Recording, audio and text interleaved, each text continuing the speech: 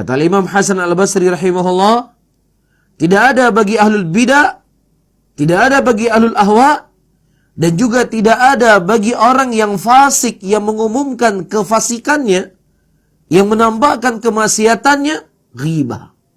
Itu bukan ghibah, si fulan. Bahkan kalau perlu kita sebutkan namanya, si fulan bin fulan. Dia telah mengatakan dalam sebuah ceramahnya, dia telah berkata dalam bukunya, dia telah berkata dalam sebuah tulisannya, dengan perkataan demikian, demikian, demikian, dan demikian. Dan ini jelas menyimpang dari Al-Quran. Qala Allah wa qala Rasul. Dan ini menyimpang daripada jalannya salaf. Dan itu bukan ghibah. Bahkan itu merupakan daripada jihad yang sangat mulia. Bahkan itu merupakan amalan yang afdal. Sebagaimana disebutkan oleh Imam Ahmad rahimahullah. Ditanya kepada Imam Ahmad, ya Imam, mana yang lebih mulia, seseorang sholat malam atau puasa, atau membicarakan kekeliruan orang-orang yang keliru di dalam agamanya? Kata Imam Ahmad, kalau seandainya dia berpuasa, atau dia sholat, itu untuk dirinya sendiri. Sholat malam, puasa untuk dirinya sendiri. Tetapi ketika dia berbicara tentang ahlul bidah, dia berbicara tentang ahlul ahwa, ya, maka manfaatnya tidak hanya untuk dirinya, tetapi juga untuk muslimin. Siapa yang mengharamkan ghibah kepada kita? Siapa yang mengharamkan ghibah kepada kita? Allah. Siapa lagi? Nabi Muhammad SAW. Ya, dan Rasulullah mengatakan al-ghibah dzikru aghaka bima yakrah. Ghibah itu adalah menyebutkan kejelekan saudaranya apa yang dia benci. Betul, ini hadis Nabi. Tetapi datang hadis-hadis yang lain dari Nabi SAW, yang Nabi SAW menyebutkan kejelekan seseorang.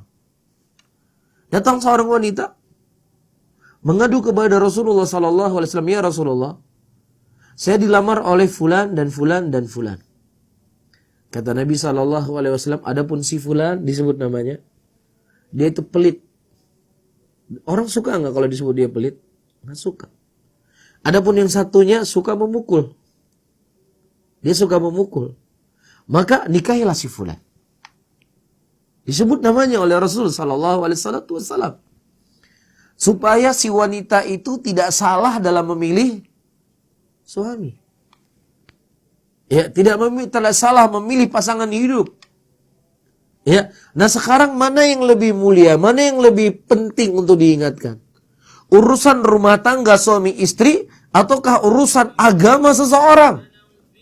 Mana yang lebih besar? Mana yang lebih besar diingatkan muslimin dengannya? Hah?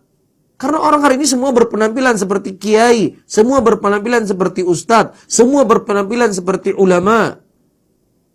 Tetapi dia membicarakan hal-hal yang na'udzubillah, kalimat-kalimat kufur.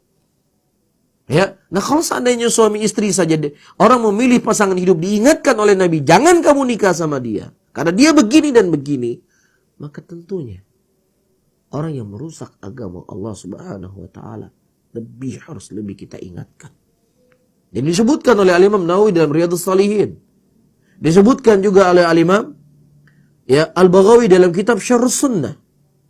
Bahwasanya menyebutkan kejelekan dan kesalahan ahlul bidah itu bukan ghibah. Dan juga di sini disebutkan oleh Al-Imam Hasan Al-Basri rahimahullahu taala. Dan juga orang fasik yang mengumumkan kefasikannya.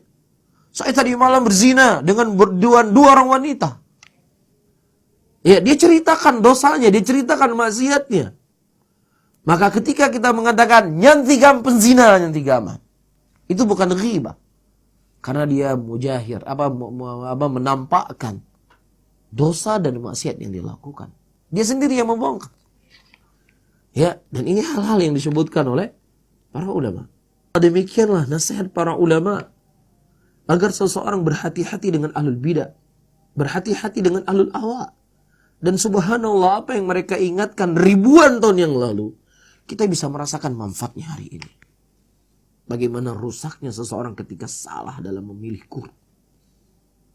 Ya, karena sudah kadung cinta sama gurunya, ya, sudah kagum dengan gurunya, hebatnya dia berretorika, gurunya mencela Nabi Muhammad SAW, masih juga dibela.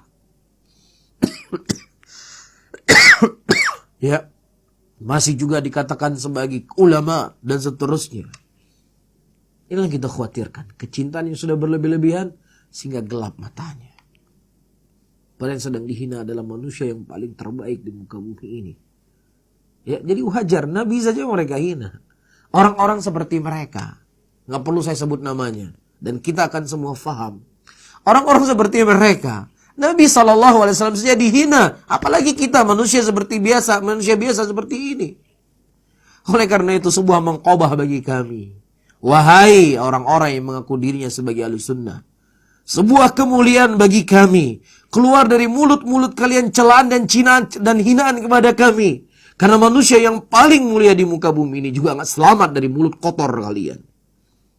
Ini sebuah mengqobah, ini sebuah penghargaan, sebuah kemuliaan yang Allah berikan kepada kita, dicela oleh orang-orang seperti itu. Karena toh mulut mereka juga nggak selamat dari Nabi Sallallahu Alaihi Wasallam. والسابقون الأولون من المهاجرين والأنصار والذين اتبعوهم بإحسان رضي الله عنهم ورضوا عنه. STA TV.